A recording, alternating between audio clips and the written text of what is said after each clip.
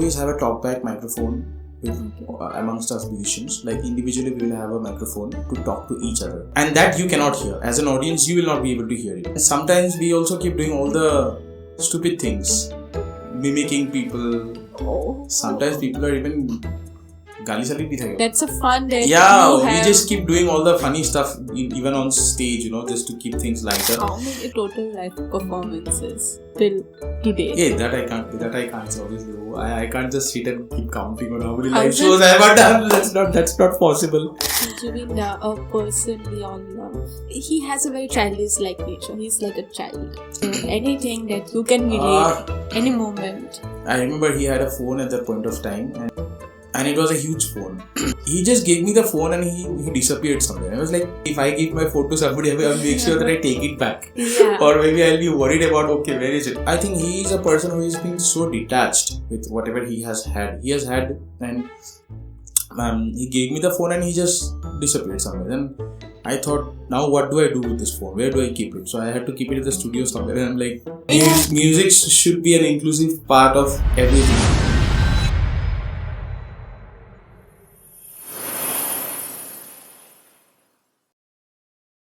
Everyone, welcome back to the third episode of Dhun On Air. Today we had with us Mr. Writam Changkakoti, an incredible musician and a very good and a pure-hearted person.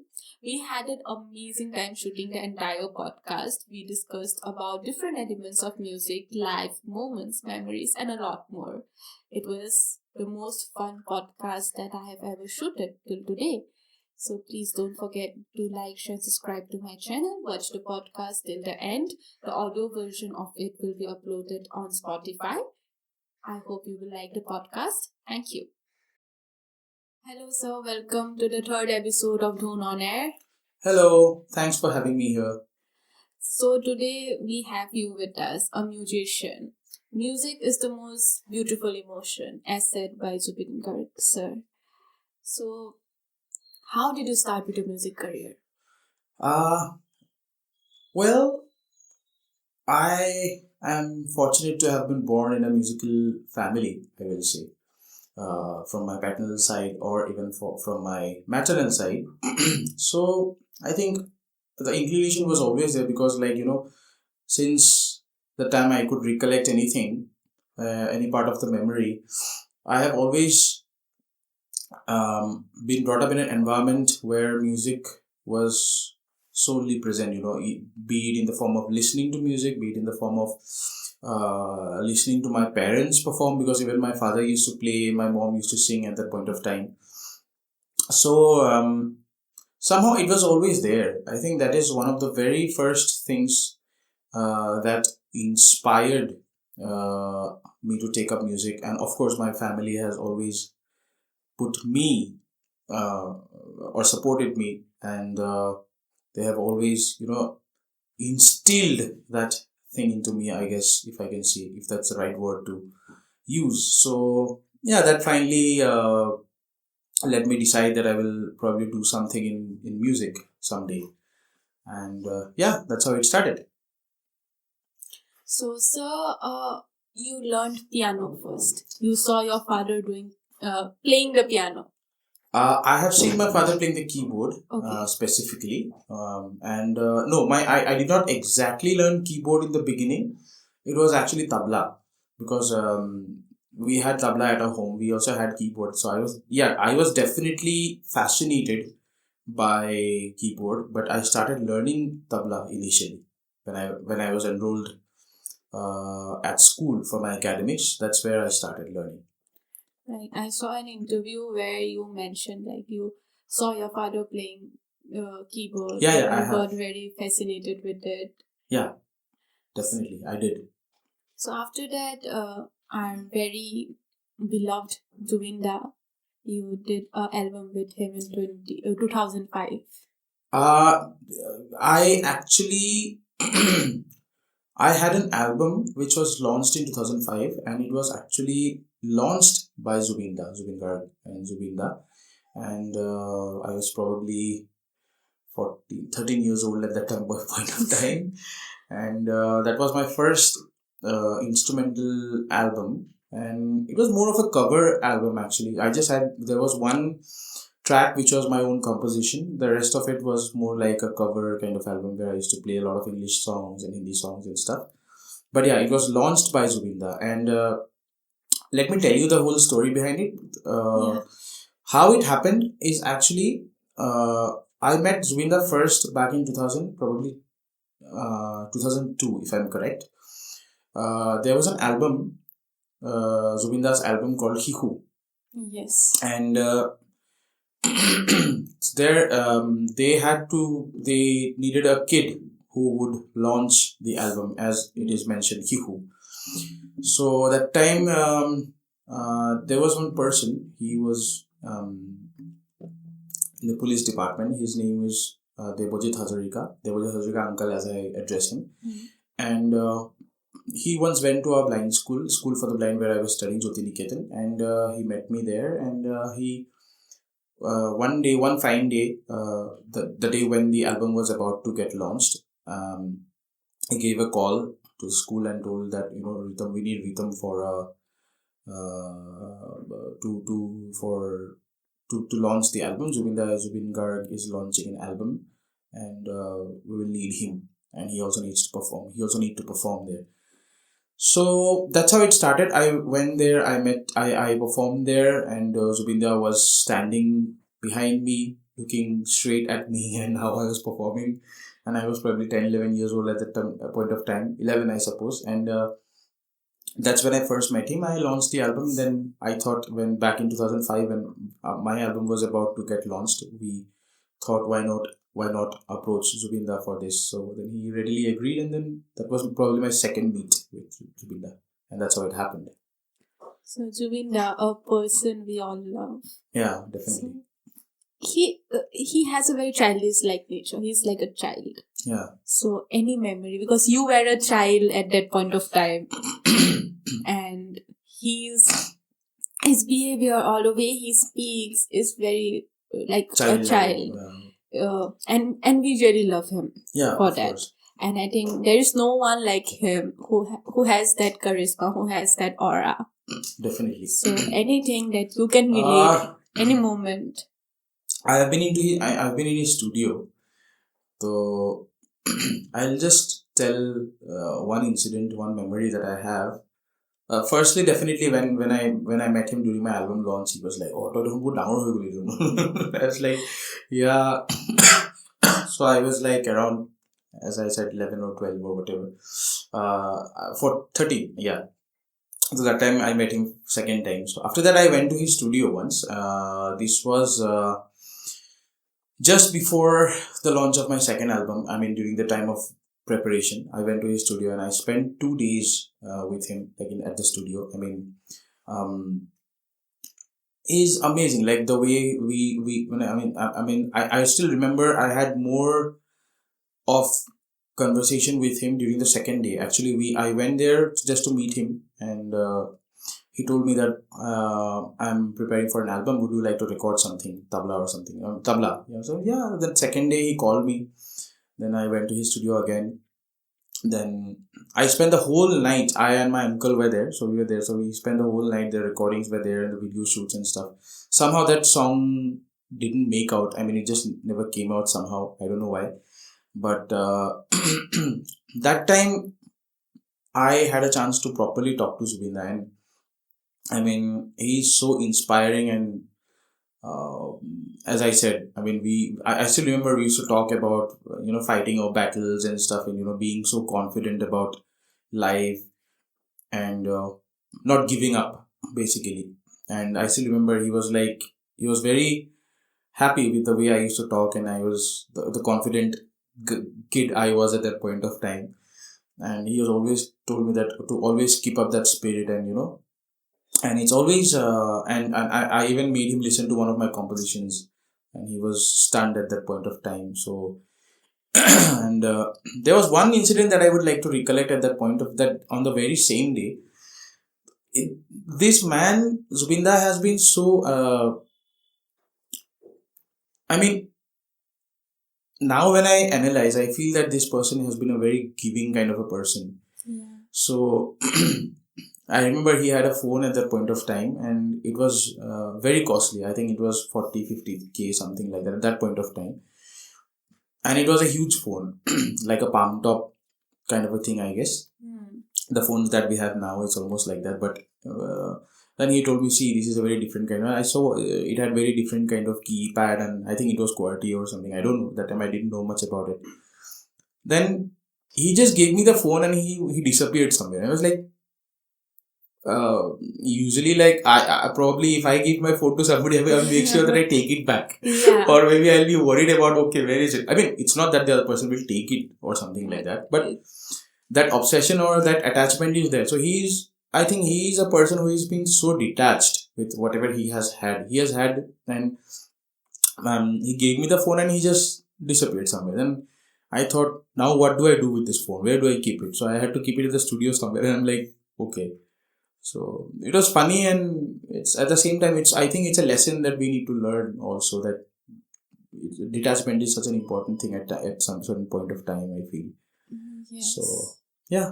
And he was so giving. Like, if he has 70,000, he's going to give all the 70,000. Just give 1 or 2,000 for himself. Yeah, he's like that only. And I think that's something that we all need to learn. In this world where we are in a fast-paced world, where we are running after one thing or the other, but I think we should take a pause, think about others, have that humanity in us, have that giving and taking nature. Yeah. So somehow we are becoming too self-centered, I feel. I don't know. Maybe I could be wrong though, but I believe the same. Yeah. So we are becoming very much self-centered. So I think, as you said, we need to take a pause. We need to think and how we can help others, and in whatever way. I'm not saying that it has to be something huge. In whatever way it can be. Sometimes it can just be listening to someone. Even that can be a huge help. Like, I have learned this from two people. One is Zubinda. I have learned a lot from him about humanity, about empathy. And that day in our university, our DGP, Harmeet Singh sir, came. Okay. He had an amazing session. I am a very big fan of him too. Oh. I wish someday I will be sitting with him in a podcast too. Hopefully. All the best for that. Thank you, sir. So he mentioned one thing. We should have this one value in our life, that's empathy. Yeah. Which we don't have nowadays. True. And Zubinda taught us empathy. Yeah, of course. And even though he is not there with us today, his values, his way of life, I think we all should adopt to it. Yeah, of course. I mean, that's how we can carry forward his legacy. We can carry forward his legacy in many different ways, be it musically, be it through his values. I mean, there's so much to learn and carry forward. His vision for films, Assamese films. So, sir, now let's come to music. We are still in music only, I believe. Like a more core kind of a music. Okay. So, I want to know, how is a song made? Like, can you get Okay, so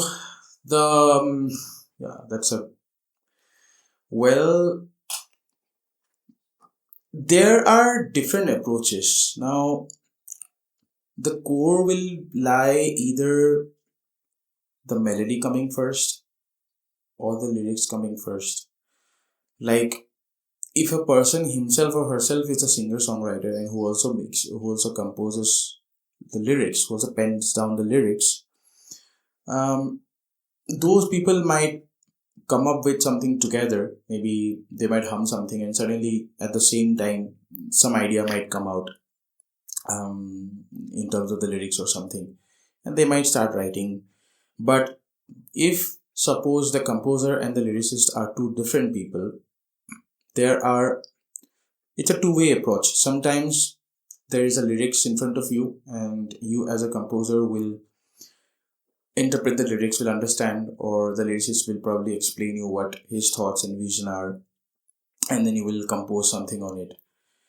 And sometimes it's just the vice versa, and sometimes it's as if you and me sitting together and we are just jamming into something. Like, maybe I have my keyboard and suppose you're a lyric writer and I'm playing something and suddenly something pops into your head, like, oh, these lines will fit into this melody. Sometimes it happens, like when two Yeah. people talk, it's almost like because music is like a conversation. So uh, that's the first stage, coming with the melody and the lyric. Then comes the later part, which is the more time consuming part, which is the production process. Okay. Because then you will need somebody who, sometimes it is the composer who is also the producer, or the arranger, as we call him, music arranger or music producer. But sometimes they are not. Sometimes they will only compose the melody, which is just like la la la la la la la la la la la la la. But that's just the melody, and somebody might have wrote a lyric that twinkle twinkle little star, however, whatever. So now what? Somebody has to give the music into it, right? Put the music, shape it Yes. into a musical, what you hear with all the instruments and everything. So that is the job of the music producer. So he could be the composer, he may not be the composer. So he will take the composer's input. Maybe sometimes the composer will have some vision. He will tell, I need this kind of sound into it, or something like this, something like that. Or sometimes there are composers who will say, okay, you think how you would want to interpret this. So now, I being a music producer, I'll get works in both ways. Sometimes there will be certain people who will give me the freedom to work on it, maybe experiment on it, or sometimes even the composer will come up with some inputs. This is how he has thought his vision is. So that way we'll do the production with regard to what instruments will be played, how the overall sound of that particular song, the soundscape will be. And then after all that is done, it goes to the mixing and mastering phase, where say you have 10 different instruments, or if I talk in a very layman's language, not being too technical about it. So you have 10 different instruments playing in a song.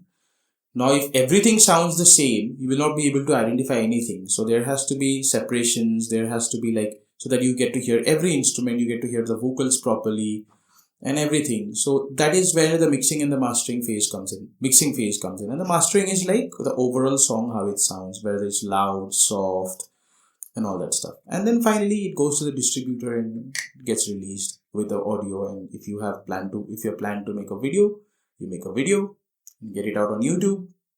And yeah. Get views. Yeah, views, Yeah. likes, comments, trolls, Yes. whatever. Criticisms. Yeah. So, if someone only knows how to write a song, so first the written part is done, or first the That's what I said. composition is done? It can be both ways. It can be both. Sometimes you might come up with a write-up, and the composer will make a composition based on what you have written. If you have written it lyrically, like if you have framed the right meter and all that stuff, So the composer will compose a tune on what you have written. You have written Twinkle, Twinkle, Little Star, how I wonder what you were. The composer will probably come out with a tune like Twinkle, Twinkle, Little Star. Understood what I'm saying? Okay, means if the composer would have thought in a different way, the tune would have been something different. Yeah, it could be different. And it also has to the composer has to make sure that whatever he composes justifies the lyrics. So if the lyrics is speaking something, because the lyric will speak something to you, right? Yes. So your composition, the tune also has to justify that. You should feel that, okay, this tune almost feels like the person is saying something to you. Okay. So, your favorite music composer is A.R. Rahman. Yeah, he has always been my favorite, and there are many more, of course, but I could say he has laid the foundation, Yes. and so the core. So yeah. Like, what do you remember? Do you recall the first album that you Yeah, heard from A.R. Rahman, sir? yeah. It's funny actually. I think the first one I heard was probably Rangila. Oh. So Rangila was released in, but I think I have heard before that. I think I heard certain Tamil albums or something my uncle used to bring and all that.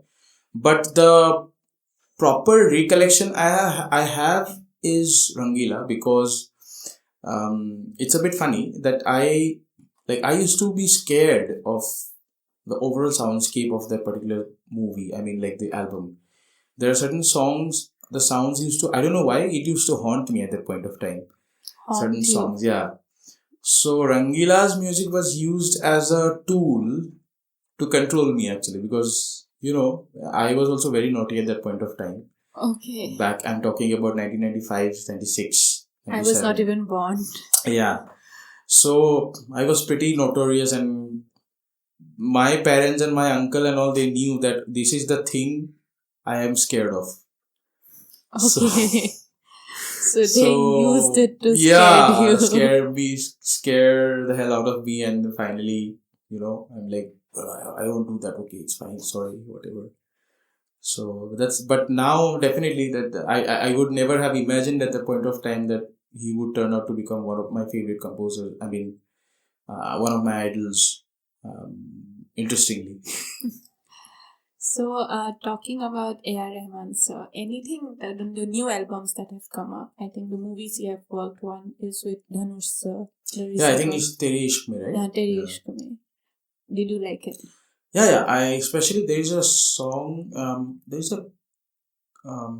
I'm so bad at remembering titles, but there is a very Qawwali kind of song in that movie which Rahman sir has sung. Divane type. Ha. Yeah. The song. Yeah. Fused with kind of a little bit of overdriven guitars and stuff. It's a very interesting song, and somehow I like that song. And there's another song which Shilpa Rao has sung. It's a very ad-libish kind of song. Jigar Thanda. No, not that one.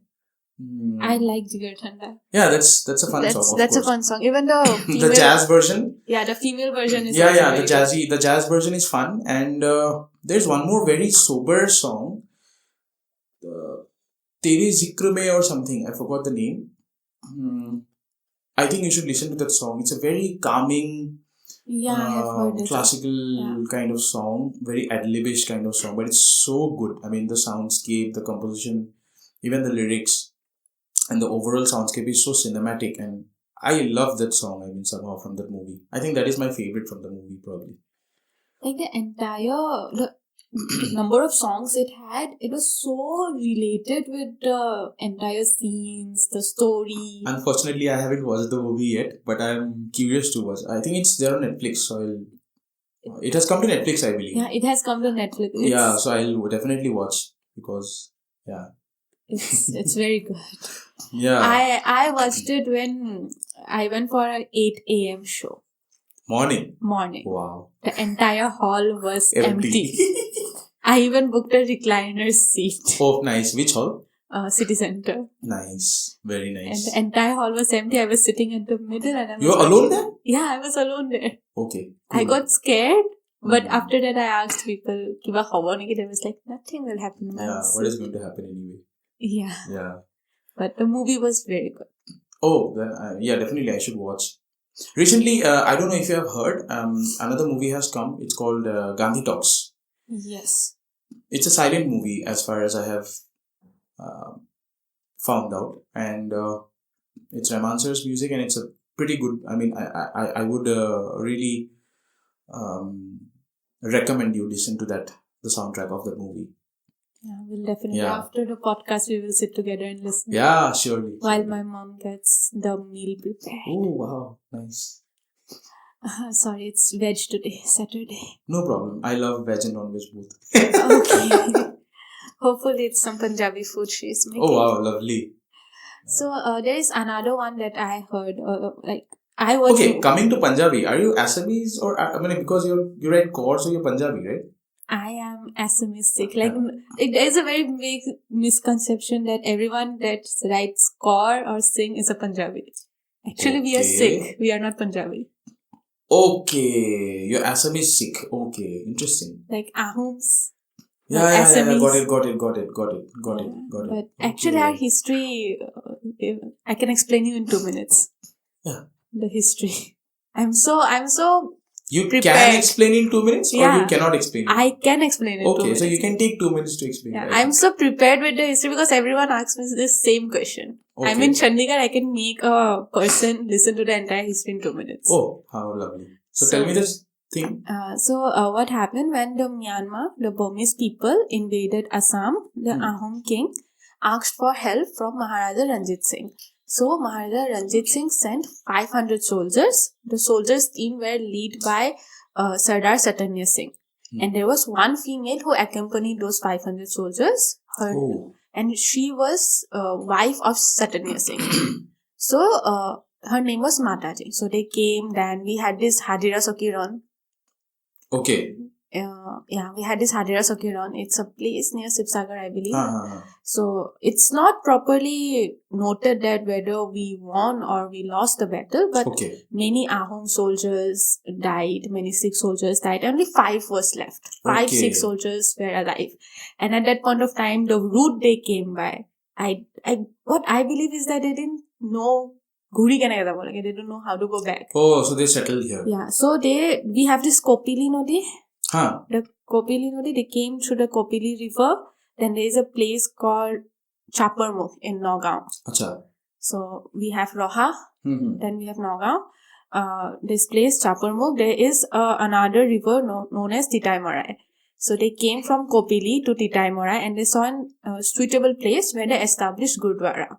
Okay. So there were 5 soldiers, one, the wife, Mataji, she was left behind. So they established the Gurdwara, and that's a 200-year-old Gurdwara. Okay. So it's a 200-year-old history. It's like 1829, I believe.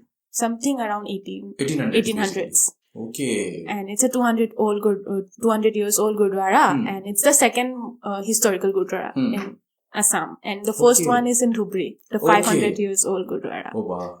So the 5 soldiers, they settled, they married the local Assamese girls. Some married Ahom girls. And the Ahom people or the Assamese girls, they learned the Sikh culture. They learned the manuscript. They know how to read our Guru Granth Sahib. Okay. They know how to do Path. They know everything, but they were Assamese. Yeah, they were Assamese and they were unable to take the language. So the next generation, they learned Assamese. We had Bihu. We had everything became Assamese. Yeah. So now even the weddings, the best example are the weddings. We have the Juron. Oh, so basically you have adopted the whole Assamese culture kind of. We have Nuadhua. Oh. And then we have this Bahedi Rokhaize. So we have that. And only the main wedding is the Sikh wedding, the Anand Kraj that of course, something has to be there, of course. After that, everything is Assamese. Okay, interesting. Recently, I celebrated 13th. We have Uruka. I celebrated Lori at the same point of time. Next day, I woke up. I made a meji. Okay. And I burnt the meji. Oh, nice. Very nice. So this is. Okay, got it. Yeah, interesting. That's why we are Assamese, but we are Sikh. Okay. All right. It's a very interesting history. Yeah, of course. That's what I was wondering. Like initially I thought it's Yashpreet Kaur as a Punjabi, but when I had a conversation with you, your mom, everybody, I felt like, okay, this feels more Assamese than Punjabi. What's the whole thing happening like? The accent. So, accent and everything. So... Yeah, now got it. Okay. So, right. Talking about A.R. Rahman sir's another movie. Like, I watch movie with the stars that I see. I like Sara Ali Khan, I watched the movie. Okay. So, I watched this Atrangi Re. Atrangi. Oh, what a music. I love the music. Yeah. And it somehow brings back the early Rahman phase. Somehow I feel when I listen to Atrangi Re, has a lot of... resemblance to his early works, like 90s, works in the 90s, and even people who I have shared the music with, even they say, this brings back the very early Rahman kind of A.R. Rahman sir's phase in the 90s, that like the soundscape, and it's pretty interesting. And there is one song that Arijit sang, not the one which is so popular. Not that, not that one, but. That is fine. No, there was one song which Arijit sang, and Very classical kind of song. I don't know if you've heard that song. I think it's Tere Rang. No, not that one. Not that one. I forgot the title, but it's a very dark kind of song. Oh yes. As I said, I forget titles. These are Even very- now I'm forgetting. Yeah, but I'm titles. pretty sure you being a A.R. Rahman fan, definitely you may have heard that song. It's a very, just a guitar keeps playing and Arjit keeps singing. Arjit Singh Yeah. keeps singing the song, and it's very dark kind of song. I mean, it's pretty interesting. I think that's the best song that I love about the movie. Of course, all the songs are good, undoubtedly. Our cameramans are now googling and finding out the name. Oh, okay, interesting. Interesting. Please do let us know if you find. Yeah, no, I know the song. Somehow it's not coming to me right now. The name is not coming to me right now. It is. It's very The song is very emotional. And, Yeah, it's very emotional. And yeah. apparently, I think it's It's a nazm actually. There is something in Urdu called nazm. I don't know very detailed about it. Some poetry form or something. It's called nazm or something. So I remember it was played when Dhanush scene was shown. probably I don't know. I haven't seen the movie, but that song is just wow. I mean, like I like the song Tere Rang and the Tufan yeah, of song. course. Tere Rang is not Arijit. It's Shreya Ghoshal and I think it's Hari Charan. I think, not sure. Probably it's Hari Charan and Shreya Ghoshal. Anyways, Yeah. Yeah, Tumhe Mohabbat hai. Yeah, exactly. That's the song. Yeah. Yeah, it's like I think it was a time when Dhanush and Sara Yeah, separated. Yeah, something probably, happened. yeah. Because Yeah. that's how it sounds like. And- Very sad and dark and kind of. And the way it has so connected with Anand L. Rai. Yeah. Even the Tere Ikshme, the way the songs, the characters, everything has connected. Yeah, true. I mean, I will definitely watch the movie. I mean, I think probably I will watch it tonight only once I come back from the academy. We had this very famous album that was very famous in 2025, the Sayara album. Yeah, Sayara, yeah. Did you like it? Yeah, it's nice, but I have watched the movie. You watched the movie? Yeah, I watched Sayara. Somebody recommended, so I was watching with my cousin. Okay. Pretty sad story. Yeah, I watched it 4 times. Oh my god. And I'm going to watch it tonight again. Nice. Big fan of Ahan. Okay. Oh, Yeah, it's a nice movie. yeah. What about the albums? Like, what are your views on the different song, the title track? It's nice. It's nice. I mean, I still remembering. I think I played the track once on the piano somewhere. Like, I mean, few lines. A friend of mine was asking me, "Can you play this track, the piano?" And I'm like, "Okay, I'll try." And that was the first time probably I heard the song. And I just heard and I picked up. I went to the academy. I was free and I thought of just recording it like on the piano. And then it was just a random thing. I still remember. So yeah, it's nice. I really like the album. Yeah. Yeah. I haven't exactly heard the whole album as such, but I watched the movie. So from that perspective, yeah, the songs are nice. Good. And now we're talking about the Bollywood, since we are talking about Bollywood music only. So, Arijit Singh has retired from playback singing. Yeah. Do you think it will harm us? Obviously, it will harm us. We No, won't it is get- not harming us actually. Because he has not given up on singing. He has only retired from Bollywood songs. Yes. Which means there is more chances for him to be more productive now. I mean, of course, with all due respect to Bollywood, what he implies is that for until now, he has only sung songs, or not only, but he has mostly sung songs that were being composed for him. It's like he has always been someone else's voice. Understand what I'm saying? He It has been was the always voice of for a the character. movies. He has been the voice of an actor or of a particular character or whatever. But now it will be his voice. Yes. So now because he will be more working in focusing more on the independent scene and his own independent works. I have been told by some very loyal Arjit fans that he has a lot of independent albums and works which are a must listen kind of works of Arijit Singh. So I'm pretty sure that when Arijit Singh now, because he's focusing more on the independent scene, this will also help other independent artists grow, because that will be a huge hope for us and the rest of it who are working for the independent scene. That such a big shot is also working on his own independent stuff, and I think that will be a great thing for everybody for the rest to come. I think it has harmed the movies. Yeah, you can say that in a way. It's every Movies, movie. every has movie a almost has one song at least by Arijit Singh. So definitely it's a loss to definitely it's a huge movies, loss to the Bollywood scene. but not the But listeners.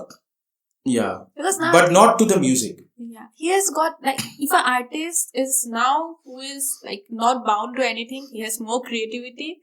He can Yeah, be yeah, more creative. yeah, of course. And independent scene gives you more freedom actually. The independent music, the indie music gives you more freedom in terms of how creative you can be. Sometimes when you are into film music, there are a lot of limitations that you need to bind yourself to, because of the character, because of so many different things, because of how the composer wants you to sing and or How it play is or displayed, how it is portrayed. yeah. So there are a lot of limitations where you cannot express yourself completely, I feel. Of course you can, but still there is something. So there is always, indie scene brings you to that level where there is always something beyond what has been told to you. You can go so much beyond, you can do anything you want. It's like the sky is not the limit. Yeah, sky isn't the limit. Exactly. Even the universe is not the limit. Yeah. Let's not get into that. That's going to be too deep. More Then we have to go to philosophical. then after that we have to go to multiverses. Yeah. From the universe to the multiverses. So, do you think, like, in the early days when we have Raj Kapoor's movies, the songs that we have, like Mera Juta Hai Japani, or more old songs, there was a magic that we lack today? Well, I did not initially like old songs, but it is now that I love old songs. Even same for Yeah. I used to think, what is there in old songs now? And coming this from your generation is even more blessing actually, because belonging to you're Gen Z, right? I'm Gen Z, right? Yes. Yeah, you belong to the Gen Z. So Gen Z is coming and telling me that about Raj Kapoor's movie songs and stuff. That's a great thing actually. So that's a success of those songs and movies. That even your generations are listening to such songs. Yeah, Like, talking about today, because today everything is so quick and it has become so commercialized at one point of time that it is more about validation probably, and also, as I said, it's more quick now, and we are living in a reels ka generation. yeah. The whole it's more about just one hook line, and if it's trending in the reels, so The it's a good song. attention span. Yeah, and it's not that we don't like the songs that are coming out today, but somehow they don't last. Maybe because we over listen them. Maybe that is also one of the reasons I feel. Because now, see, let me give an example. Let's go back not so early, but maybe early 2000s or 90s. We did not have internet. So the way the medium of listening to songs was cassettes and CDs. Okay. Radio. Yeah, radio, cassettes and CDs. So you had less songs and more time to listen to the songs. Yes. Then you had more time to absorb. But now 1 million songs are in your fingertips. So what happens? You listen to so many different songs in one day. So it's very rare that you would want to absorb what you're listening to. Even sometimes we don't even listen to the entire song, we skip. Yeah. And also that everything is running so fast now that, see, music is always about memories. Now, when I listen to a 90s song, why I still like it? Because there are memories associated. Okay, when I heard this song, I was in so and so class. or I was in like back in 2000, like 2010, 11, maybe I was in college. I was doing this, I was doing that. So, songs will always remind you of something in the past. But now, at the present, I mean, I'm talking about right now, and at the present moment, life is so fast that somehow the songs don't carry memory. I guess that is one of the reasons why we feel, okay, today's songs don't last. It's not exactly about the songs also. There are many different factors. And one of the factors is life has become so fast. As you said at the very beginning, that we have forgotten to take a pause. Yeah. So when you listen to a song, it is more about what do you associate the song with? What memory do you associate with the song with? So that even 10 years later, when you listen to the song that was released in 2026, it should remind you, okay, when I first heard this song, when I used to listen to this song, I was in college, I was doing this, I was doing that, etc., etc., etc., etc. Or maybe I had a heartbreak, when I cried a lot, I used to listen to this song. Whatever it is, like, just say. So there has to be some association, I feel.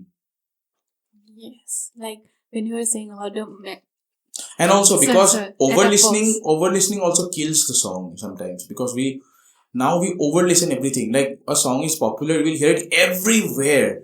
Schools, college, any shops, your phones, your TVs, your Instagram reels, Facebook reels. Everywhere. The song is so everywhere that after a certain point, you get exhausted listening to it, no matter how good the song is. Yeah, and like when we were saying about the moments, I remember the movie we were talking. It was like Sayara only. I saw this line that came up to my mind saying, हम जब गाने बनते हैं वो studio में बैठ के नहीं बनते, वो ऐसे बनते हैं कि उससे कनेक्ट हो सके कोई. क्योंकि जब वो गाने सुनते हैं हम लोग, वो स्टूडियो याद नहीं आता, वो मोमेंट याद आता है, वो मेमोरी याद आता है. Of course, undoubtedly. I think there are very less songs that we really relate. Yeah, but everything is a cycle. So things will come and go. It will keep going. That's the main thing of songs, right? The songs are meant to make us remember of our moments. Yeah, of course. But they capture us, they captivate us, and they capture us into certain memories and moments, and like that. Now let's come to Assam. Like बहुत हो गया Bollywood. Yeah. अभी Assam के बारे में आते हैं. So you worked with Joy Borwasa? Sometimes, mostly live. I mean, I haven't had the privilege of working with him in his studio works right now, but yeah, I did play with him live at certain occasions. So, do you like his song Laila, the Laila Majnu song that? It's a fun song, of course. And it's a fun song. Yeah, and he even told, and it's true actually. The song was composed with the Bihu vibe in mind, because of that. Yeah. The thing coming. So that whole thing was the basis of how the song was composed. Even the Moja Hi Moja song, the poem that we have. Yeah. That was a huge contribution by, I think, Dhrupad Fukon. Yes. Yeah. So he's a huge, he has taken the poem and, used it in the song, and obviously he works with Writam, and that's how it happened. And regarding Joyda's song, definitely Joyda's songs are very, it's not just about Laila Majnu or the Bollywood songs that he has sung. His Assamese songs are amazing. Because even the lyrical content, if you see, it's not just about some silly things happening or whatever. There's always a message, and there's always depth and substance into his lyrics and his compositions and his songs. So they speak something to you. That's very important, I feel. I mean, to carry that message. Because nowadays songs doesn't have depth. Yeah, somewhere it does. There are still many different genres where they are still maintaining that. But talking about the regular songs that we listen to on a daily basis, definitely sometimes even I feel. But yeah, I guess everything is necessary.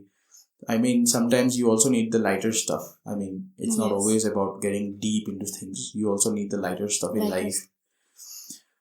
you come home tired, working, and sometimes you just want to listen to something that's light, right? Not always something that's deep. So everything is required. Now, talking about your live performances. Yeah. Do you enjoy? Obviously, you enjoy your live performances. Undeniably. Live performance is amazing. I mean, performing live is another feeling. I mean, in front of a crowd. The energy. Yeah. But the one thing that's there is it's exhausting, because especially when you have to travel, it's pretty exhausting because of the schedule that we have, because of sound checks and this and that. And I saw a story of yours, like midnight you posted. Yeah. Sometimes was we a- have to, sometimes there are situations where we have to do even midnight sound checks at around 12 a.m., 1 a.m. in the morning. And sometimes it's also very early morning at around 5 a.m. in the morning. And sometimes you reach the venue at around 12 p.m. knowing that the sound check will happen at 12 p.m. and it happens at around 5 p.m., 6 p.m. in the evening. Oh my So you know what kind of situation it is. God. So, yeah. मतलब कुछ पाने के लिए कुछ खोना पड़ता है थोड़ा सा. Ha, you have to lose a lot of your energy sometimes, even to gain energy. So, but the fact is, when you love doing what you do, I mean, even if it's exhausting, you still enjoy it. So now, of course, it's very exhausting. It's very annoying at times, because, as I said, if you have to go there and wait and only to realize that the sound check is happening some 5 hours later, that's a pretty annoying thing to happen. But again, at the same time, considering the fact that at the core of what you're doing, you're doing what you love doing. So that again brings back the energy, and you feel that level of satisfaction that, okay, at the end of the day, whatever may have happened, it went well and I have enjoyed the fact that this is what I always wanted to do. So it's fine. I think when we follow our passion, then anything that happens, like this podcast, we did 2, 3 takes. Yeah. But now I think it's going in a flow. Yeah, it's going with the flow now. Yeah, so after that, at least you will feel that ठीक है वो takes अच्छे नहीं थे, but अभी but end result is fine. Lights went off in between. Oh, is it? Yeah. Wow, that's great. Our cameraman stepped in the wire, so the lights went off. Wow. So that's nice. I think when we do something that we love, nothing really matters. Even the exertion. I mean, it's at the end of the day, it's fun. It's fun. So, any funny moment that you had while performing, or when you were preparing for a live performance? Anything serious that happened? Funny and serious. Funny and serious. Now, that's a tough thing to recollect, but there are fun times. The most funny thing that keeps happening during our live performances is that we always have a talkback microphone with amongst us musicians. Like individually, we will have a microphone to talk to each other. Oh. And that you cannot hear. As an audience, you will not be able to hear it. It's only because we wear our in-ears and stuff. So we will be able to hear each other talk. So what happens? Sometimes we didn't have a good rehearsal or some new song came out. Somebody will have a good memory, or sometimes me or somebody. So we'll always have something to coordinate on stage. Like, okay, what's coming next? Okay, this is coming. Okay, there's a chorus coming. Okay, there's interlude coming. And somebody will shout, okay, this is twice. Okay, guitar solo is coming. So something will keep... Yeah, we see the people talking, the musicians talking, that's you talk to each other. Yeah, we keep talking to each other, and sometimes we also keep doing all the stupid things. Mimicking people. Oh. Sometimes people are even gali sali bhi thake. Sometimes just for fun. Sometimes all these things keep happening, and the very I'll tell you about one incident. I think it's last year's Bihu or last to last year's Bihu when we were performing with Shankuraj. So we always keep talking in on the talkback microphones, and Shanku doesn't get to hear it, okay? Because obviously he's a vocalist, so we make sure that he doesn't get to hear what we are talking, so that he doesn't get distracted. And we always keep talking. Sometimes there is a song which is very boring, and somebody will be singing a harmony, very bad, horrible harmony of the song, which obviously you will never hear it. But just sometimes just to make a mockery out of that song, and sometimes we'll কোনোবাই কিবা উল্টা পুল্টা গালি পাৰি দিব, কোনোবাই বা কোনোবা মিউজিচিয়ানক insult কৰি দিব, এনেই আৰু মানে জাষ্ট আউট অফ ফান আৰু। And That's a fun that Yeah, you we have. just keep doing all the funny stuff even on stage, just to keep things lighter. And sometimes what happens, I think it was a last show. Yeah, it was last year. It was a last show, and uh, besides having the in-ears with us, we also had a external monitor, okay, on stage, external wage speaker as we call it, where everything that we were hearing on the in-ears were also being outputted. So it was hearing. So until that show happened, Shanku never knew what we are talking on stage, because our voices don't go to his in-ears, right? Oh. So that day what happened, everything was coming on the stage, like because of that particular external wedge, the stage monitor that we had, one extra one for somebody to coordinate, actually, for the sound guy.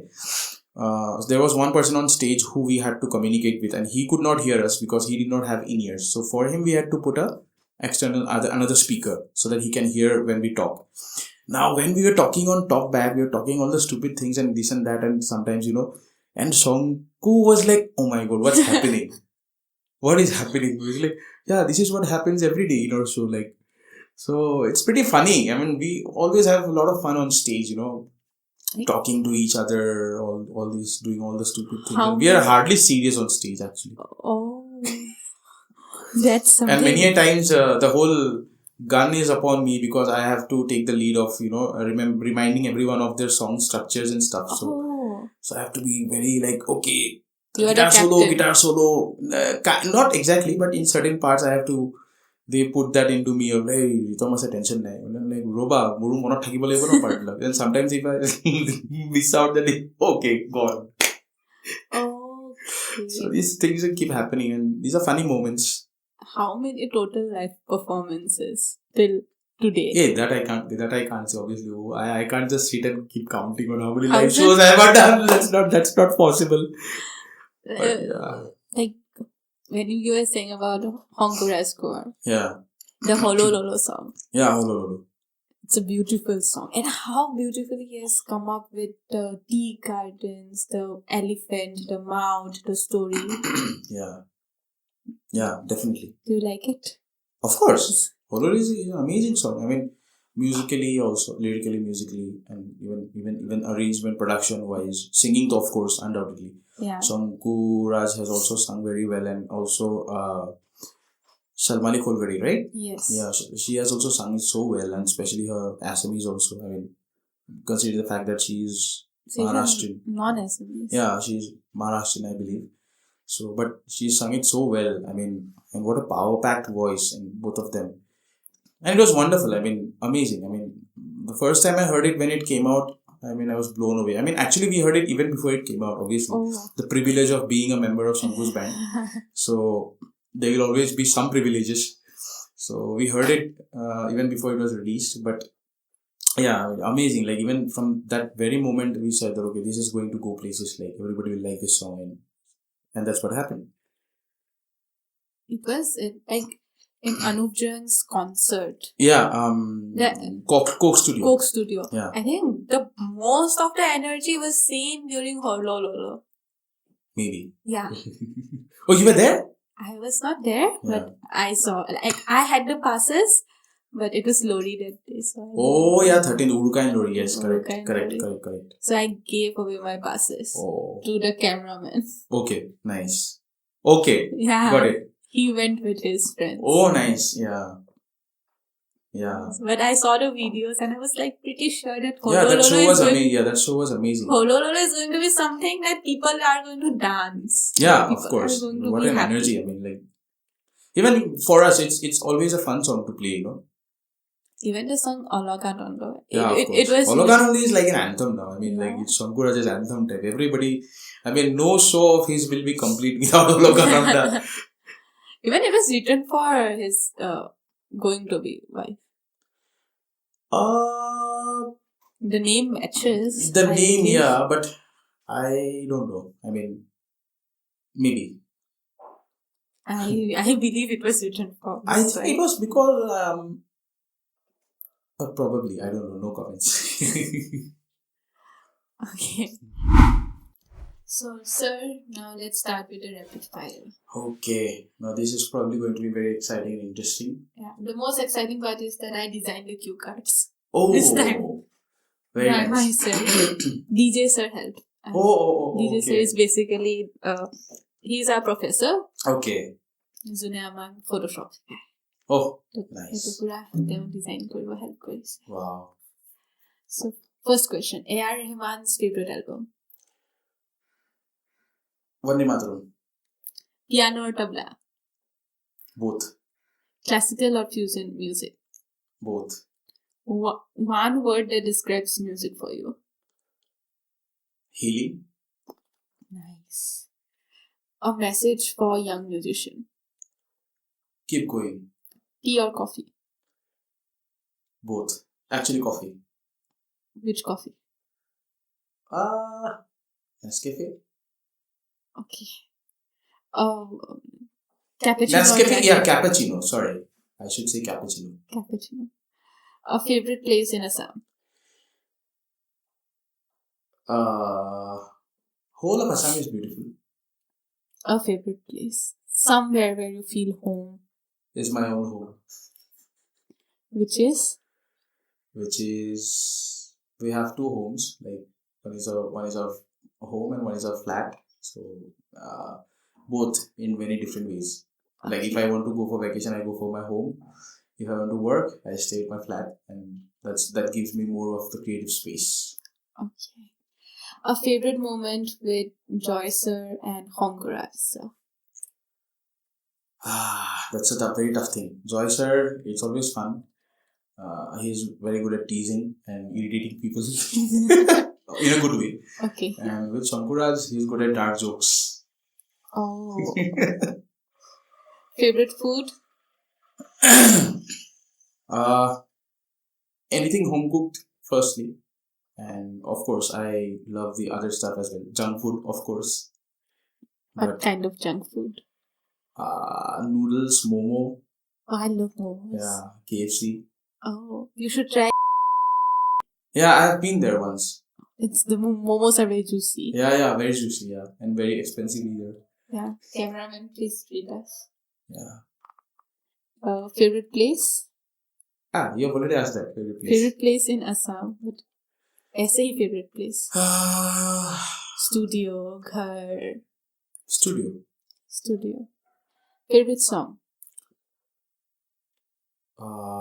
So many. I'm so bad at choosing one specific, but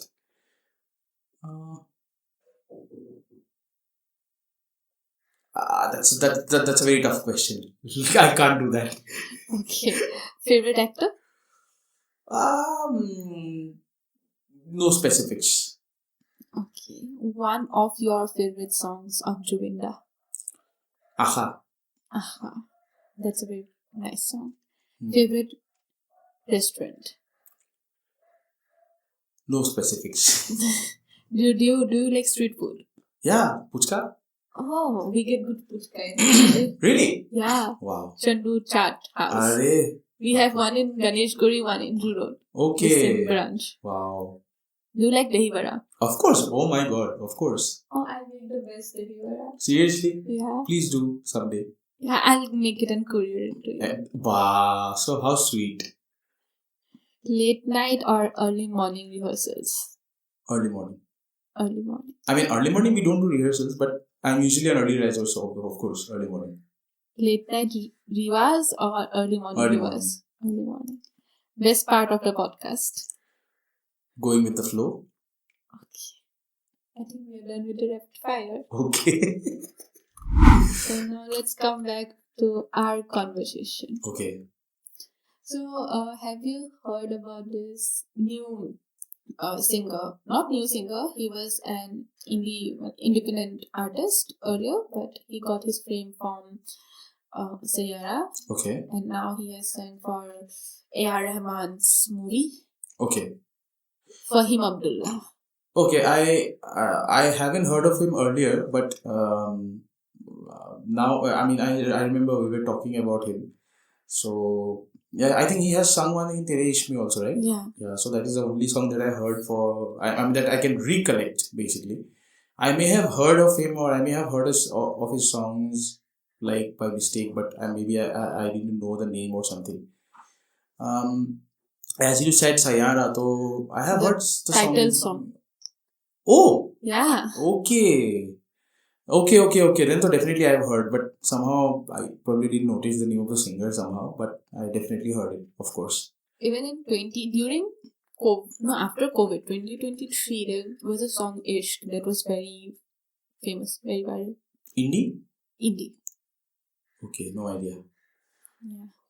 I wished I could have played for you, but Yeah, copyright. I know.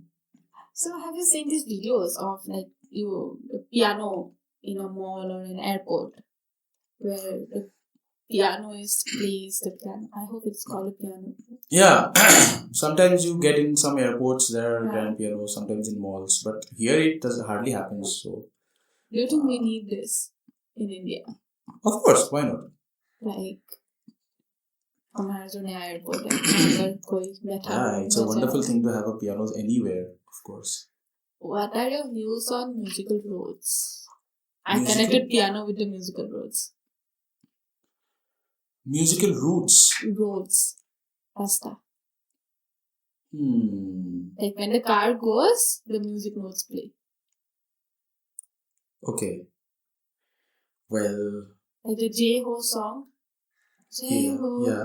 That is somewhere in Maharashtra, I believe. There is a place where they have this musical road. Listen to this one. Oh, is it? Yeah. Never experienced. In fact, today is the first time that I'm hearing it about this whole concept. वो गाड़ी जाता है and the car passes, the song plays. Okay. So how is it different from the normal thing? Like when you just normally put up music in your car and you just keep driving. It's in the road itself. Is it? Yeah, it's in the road. The notes are made in the road itself. When the car Oh, passes. okay. Got it. Yeah. Oh wow, that's an interesting question, like concept. Ah, I think we should have one near Dhun yeah, Khetra. somewhere, yeah. Juvindas Yeah, Khetra, of course. we should have one. Yeah, Maya yeah. Bini. Oh, yeah, or any of his Any- songs. Like 2 ways, we should have 2 different songs. Yeah, that would be Yeah. interesting, of course. Yeah. That's something very interesting that I've. Yeah, definitely, of course. It's interesting. How do you think the foreign countries look at our Indian music? How they feel about our Indian music? Because we, like, if we hear Taylor Swift, we hear Shakira, we hear One Direction. Yeah, we hear almost every bit of the Yeah. West now. So, well, I haven't been into the West, but many of the musicians, great musicians, they definitely listen to Indian music a lot. And I have even heard great musicians being inspired or having some sort of influence of Indian music in their playing or in their, music. So, can't say anything about the common audience, but definitely for musicians, what I feel, they have huge respect for Indian music and they really try to study the Indian music. There have been legends who have been in India, who have even stayed in India and learned Indian music. Have you heard of this musician called John McLaughlin? Yes. Yeah, he is a jazz musician and he's part of the band called Shakti. Shakti is a fusion band, of course. You know Ustad Zakir Hussain, who recently, last year, who expired. Yes. So we lost another one. So of course, John McLaughlin is also part of the band, and he has various other projects. And one of his very early and very popular projects was Mahavishnu Orchestra. So I haven't done a lot of research on him, but all that I know is he stayed in India for probably a couple of months or so, and he studied Indian music a lot. And his Guruji, I think, named him Mahavishnu. So he gave him a name called Mahavishnu, and that's how the Mahavishnu Orchestra, the band, was born. And John McLaughlin's another name you can say is Mahavishnu also. So there are great musicians like George Harrison and all who have always collaborated with Indian artists like Pandit Ravi Shankar ji and all. Even Jacob Collier collaborated recently with what more could be the best example? I mean, for our generation, where Jacob Collier collaborated with Anushka Shankar and Varijashree Venugopal. If I've pronounced it correctly. So, Yes. so of course, Indian music is something they have always had huge respect for, and they have always tried incorporating it in their music, and they've studied that or they study. So it's a cultural exchange. Just as we listen to the West, they also definitely listen to the East, I believe. Yes, So they do. yeah. Because there are like times when these countries, even in Russia, there was they get very mesmerized with Amitabh Bachchan in Russia. Oh, is it? Yeah, we have this part in our 12th class political science book. Okay. So there is a part where, they are very crazy about Amitabh Bachchan. They are very crazy about Indian songs. Even the Uzbekistan. Okay. Like I saw one video, these small kids who are younger, like now generation small kids, they dressed up as all actor and actresses of the 90s, 70s. And this Ure Jab Jab Julfe Teri, the song, they mimicked it. Oh. Every old Bollywood song they mimicked. Yeah, that's what I'm saying. The West also loves Indian stuff, because even there are the Indian artists when they go and perform in the US and perform in different regions of the West, many times I hear, they getting standing ovation and all that stuff. Of course, they definitely enjoy the Indian music and even the Indian classical music and all. So, of course, why not? Yes. If we can enjoy Taylor Swift, why not? Why won't they enjoy what gets out of India? Yeah, you were talking about Indian artists going and playing their concerts and everything. Yeah. So Diljit Dosanjh, do you Yeah. the Aura concerts he has. Okay. Well, I don't follow him so much, but yeah. But the concerts are so big. Yeah. And the tickets are sold out. Okay. Like wow. In minutes and hours, the tickets are sold out. Of course, he's very popular. I know, even worldwide. And most of them are non-Indians. Okay. Buy tickets. That's the fun thing, right? It's great actually, because for us Indians to be listening to Indian music is pretty common. Obviously, we'll always listen to Indian music, but for people who don't understand our language or something, but if they can listen to Indian music, definitely it has made a huge mark. Yes, and even the music from South Korea. Yeah, now the Korea is of course Korean music. Now people are living in Korea. Even virtually people are living in Korea. Now everybody is like Korean food, K-pop. Korean drama, K-pop, everything. Even the Chinese music. Chinese, yeah. Korean music has had a huge impact recently. No? I mean, it has suddenly, like in our times, we didn't have the K-pop thing rising so rapidly, but suddenly it has got a very rapid rise, I can say, with the BTS and stuff, and and even K-drama, K-pop, even Korean food and all that stuff. Everybody is into Korean stuff now.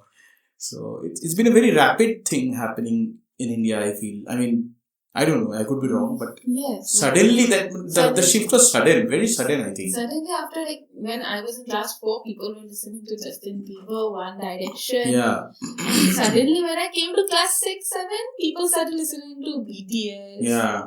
Blackpink. Yeah. Becoming a BTS army and all that stuff. Like. Even today it's very famous. Yeah, obviously. So we are coming to the end of the podcast, but I want to continue the conversation. Yeah, with that we can do it after the podcast also.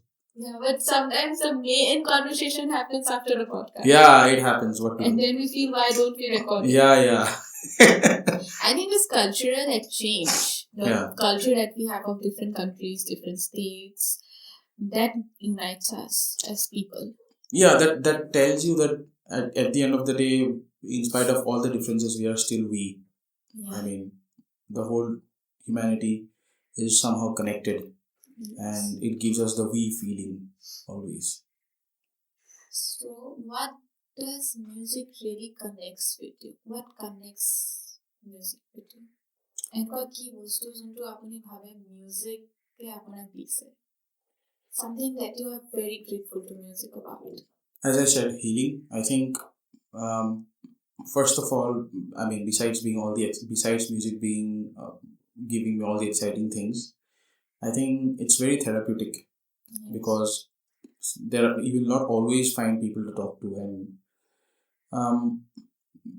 either listening to music or playing music is almost like getting into a meditative state, and that helps you forget all your worries and all the stress that keeps going on in your life, and it's like a refuge, and it's like a shelter. Yes. Do you think music therapy should be there? Like, there are many music therapies. Yeah, music therapy is always, it's been there. It is there, of course. Like counselor, mental counselor we have, psychological counselor. Yeah. I think we should have someone like a music therapist. Of course, why not?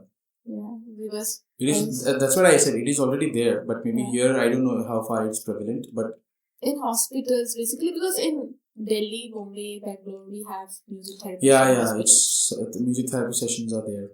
Even in schools, we should have. Yeah, why not?